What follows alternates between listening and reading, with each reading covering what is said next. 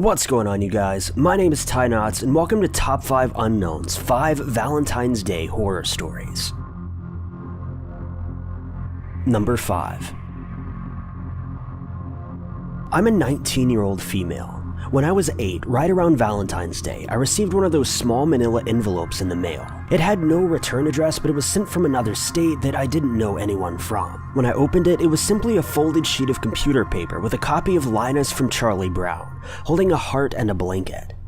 It appeared to be drawn and colored by hand. On the inside was a short Valentine's Day message with a small personal detail about my life that only someone close to me would know. Naturally, I thought it was probably my grandparents or parents trying to do something nice for me. But every year I received one of these cards around Valentine's Day. Every year it had a picture of Linus, included a detail of my life, and was typed in the same font, coming from the same state. I kept most of these and managed to find a few as I was rummaging through some old worthless junk. So I took a few photos, and that's what you're seeing on screen. When I got older, I finally mentioned these to my grandparents, fully expecting it to be them, but they swore they weren't sending them to me. I honestly believe it because I'd expressed concerns by this point and they weren't the type of people to try to scare me. Neither are my parents, and the only other family I have in the US are my dad's parents, who don't even speak English well, and they've never even owned a computer. I still get these cards every year, and it's always the same except for one Valentine's Day a few years ago. I received a stuffed teddy bear with a big chocolate heart along with a card. Needless to say, I didn't eat the chocolate. I searched the bear, half convinced there'd be a hidden camera, and after that, I just started receiving regular cards again. In any case, as a child, it was sort of exciting and mysterious, like a secret admirer. Now, it's just unnerving. I've racked my brain for years trying to figure out who it could possibly be, and I've come up empty-handed. It still makes me uneasy, but if this person wanted to hurt me, I think they would have done it by now. I've never felt outwardly threatened by them, so I don't think there's really much I can do about it. The main thing I want to know is why. What's the point? And who? Honestly, I may never find out. Number 4. When I was in high school, I lived in a really small town in Texas. It was kind of a place where everyone was either related to each other or hated each other. I had no family there, but I did have a pretty blonde girlfriend and was pretty hated for that too. Nothing major, just petty harassment and occasional fights, but recently it had been escalating. So that's why on Valentine's Day, my girlfriend and I decided to skip the school dance and just stay in and watch a movie at her house while her parents were out. Just better to avoid trouble. We borrowed her dad's car and went into town. We stopped at the video store for a movie, then went to Dairy Queen for some ice cream and then headed home. Now, she lives out in the middle of the woods, along a lonely road with no streetlights. We're chatting, eating our blizzards, when all of a sudden a car comes up behind us. No big deal. But what was a big deal was when headlights flooded the interior of our car. I saw 2 hands in the back seat and a head coming up from the hatchback part of our car. As soon as the lights hit, the head and hands retracted back down. I slowly reached in my pocket and pulled out my pocket knife, as it was the only thing I had. My girlfriend saw me and asked what was wrong. Loudly, I said, "Nothing, I just have to stop at my friend's house real quick." I pulled over at the next house that came up and jumped out of the car, yelling at her to get out too. She jumped out of total confusion. I flipped the driver's seat forward and lunged into the back seat in full maniac mode. This guy popped up like a jack-in-the-box with empty hands waving, hey, what are y'all up to tonight?" It was some weird kid from our high school that we had literally never ever spoken to before. I yelled, "What are you doing in our car?" His reply was, "I thought you guys were going to the dance, so I was just hitching a ride." I have no idea what he was really trying to do when the lights caught him, but we ended up dropping him off at the dance, and that was the end of that. Number 3. I was working on a Saturday in Tokyo as a private tutor for people whose native language isn't English.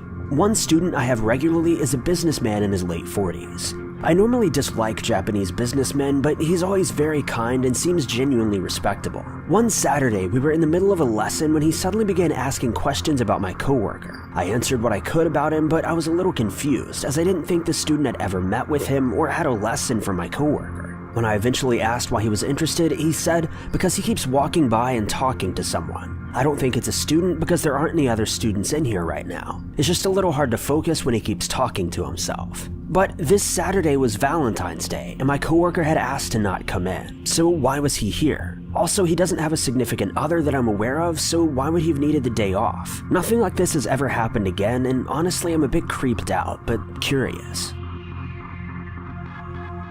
Number 2.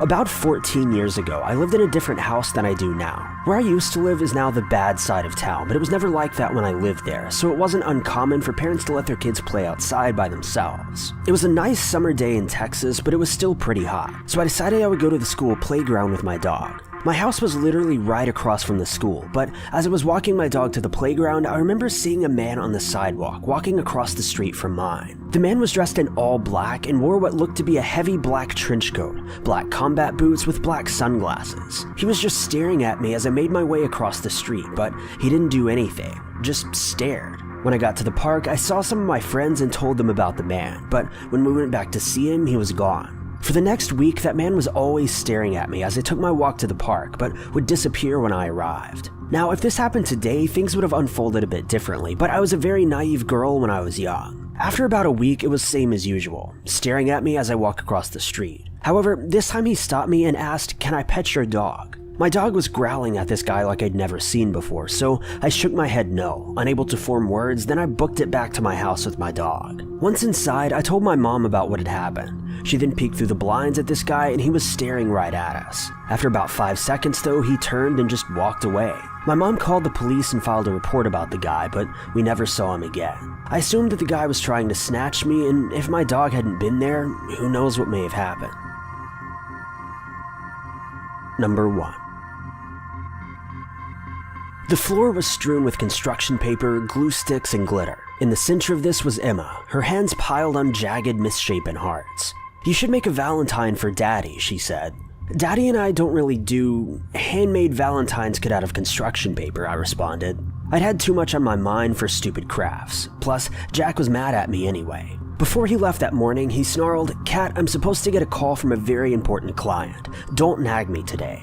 But my husband aside, where was Mr. Whiskers? I hope he didn't get out again. "Why not?" Emma said, her scissors cutting wildly into the paper. "It's more of a kid thing, honey." Her face grew red and she smeared glitter with newfound ferocity. "I'm not a kid. I'm 8 years old. 8. No, please don't have a tantrum." I rushed to pick up a piece of construction paper to help out, but I froze. Underneath it were several smaller pieces of paper. I turned them over and began to read.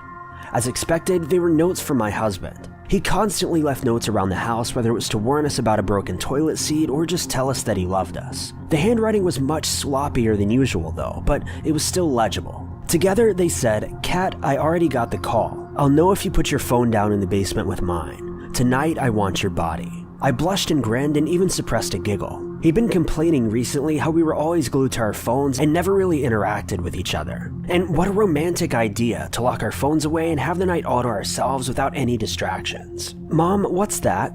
"Nothing," I said, stuffing the notes in my pocket. "I'm going to look for Mr. Whiskers, okay?" Later that night, when Jack finally climbed into bed, I curled up against him. "I've been looking forward to tonight," I said. He smiled at me. "Yeah, why is that?" I let my hair brush against his neck, saying, "I got your note." "My note?" he asked. "Yeah, the one you left me in the dining room." My fingers trailed up his leg, but he yanked away.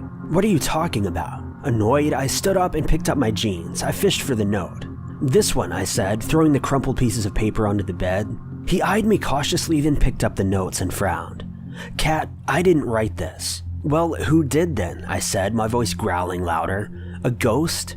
Shuffling the pieces in his hands, his eyes grew wide. His frown grew deeper. "I think you read them in reverse order." "So?" I asked.